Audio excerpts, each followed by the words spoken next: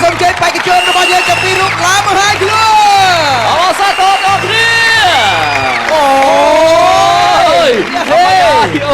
បាក់ញ៉ៅសកម្មភាពគូប្រកួតទី3នេះគឺគួរឲ្យចាប់អារម្មណ៍មែនទែនវិជ្ជការអ្នកប្រដាល់វាយអ្នកក្រតេភៈនិងបរមមាតុភូមិពីអ្នកប្រដាល់យ៉ាងចាស់ដៃឯកំខំវិញគឺគប់អត់ពីតាឡើយទោះបីជាខំគិតទៅណាក៏គិតមិនរួចដែរមិនដែរឥឡូវសួរគីមឈွန်មុនមើលមិនបន្ទាប់ពីបានលេងហ្នឹងមានអារម្មណ៍មិនដែរគីមឈွန်មានអារម្មណ៍ថាត្រោមខ្លួនតែម្ដងតែសុបាយហ៎សុបាយហ៎ហើយនំផ្អែមអត់ផ្អែមមួយម៉ាត់ចុងក្រោយដល់ខាងបងណា10ផ្លប់ពេញខាងវិជ្ជការងាកទៅលើវិជ្ជការមិនដែរកម្លាំងមិនដែរពេលបន្ទាប់ពីការប្រកួតហើយមានអារម្មណ៍ថា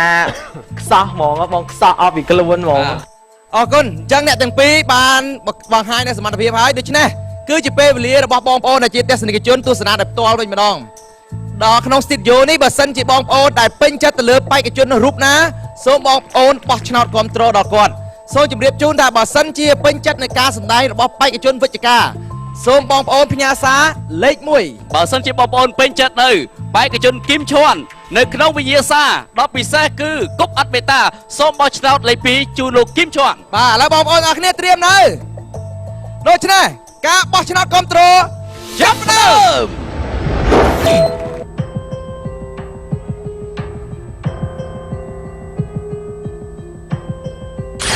មកត្រួតទស្សនិកជនបន្ទាប់ពីឃើញនៃការបង្ហាញនូវសមត្ថភាពរបស់បេក្ខជនទាំងពីររូបការប្រកាសលទ្ធផលសរុបពិន្ទុបានមកដល់ហើយបាទរងចាំមើលតើតាក្នុងចំណោមអ្នកទាំងពីររូបនេះនរណាដែលអាចបន្តទៅវគ្គផ្ដាច់ព្រាត់ប្រចាំសប្តាហ៍ទី1នេះដូច្នេះមុននឹងបង្ហាញជូននៅការប្រកាសលទ្ធផលជូនដល់បេក្ខជនទាំងពីររូបខ្ញុំបាទក៏សូមថ្លែងអំណរគុណដល់អ្នកឧបត្ថម្ភរបស់យើងសូមថ្លែងអំណរគុណដល់ស្រាបៀរអង្គរប្រទេសខ្ញុំស្រាបៀរខ្ញុំបេះដូងខ្មែរសូមអរគុណដល់ Pepsi ពេញចិត្តនឹងជីវិតរបស់អ្នកគ្រប់វិនាទីទឹកពិសាអង្គរពូរ៉ូជាទីទុកចិត្តសម្រាប់មនុស្សដែលជាទីស្រឡាញ់របស់លោកអ្នកឥឡូវនេះពេលវេលានៃការប្រកាសលទ្ធផលរបស់គីមឈွန်ជាមួយនឹងវិជ្ជការដែលនៅក្នុងវិញ្ញាសាដ៏ពិសេសនៅក្នុងរដូវកាលទី1នៅក្នុងកម្មវិធី Killer Karaoke គឺនៅក្នុងដៃរបស់លោកវិបុលនេះហើយយ៉ាច្រឡំឲ្យឃើញភ័យឡើយភ័យអត់ភ័យភ័យតិចបាទឥឡូវមើលសួរតិចបាទ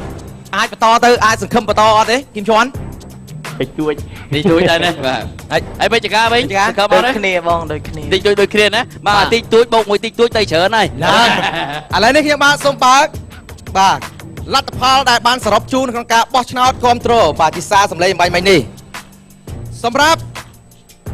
អ្នកដែលបន្តទៅវគ្គផ្ដាច់ព្រាត់ប្រចាំសប្តាហ៍ទី1នៃកម្មវិធី Killer Karaoke Cambodia រដូវកាលទី1នេះបានទៅលើអ្នកណាគេអ្នកដែលអាចបន្តវគ្គផ្ដាច់ព្រាត់ប្រចាំសប្តាហ៍ទី1សូមអបអរសាទរជូនបេក្ខជនខ្ញុំភ័យដែរបេក្ខជនលេងកឹមឈើការប្រកួតជុំទី3អ្នកឈ្នះគឺលោកលេងកឹមឈွန်អ្នកឈ្នះទាំង3រូបត្រូវប្រកួតគ្នាក្នុងជុំចុងក្រោយប្រចាំសប្តាហ៍នេះ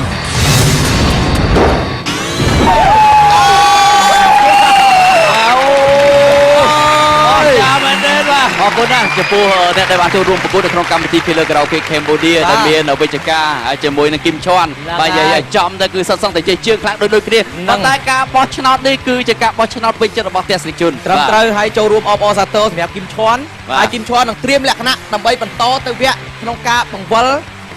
រង្វង់បាទពីរង្វិលដើម្បីច្រៀងយករង្វាន់ឈានរកទឹកប្រាក់$1000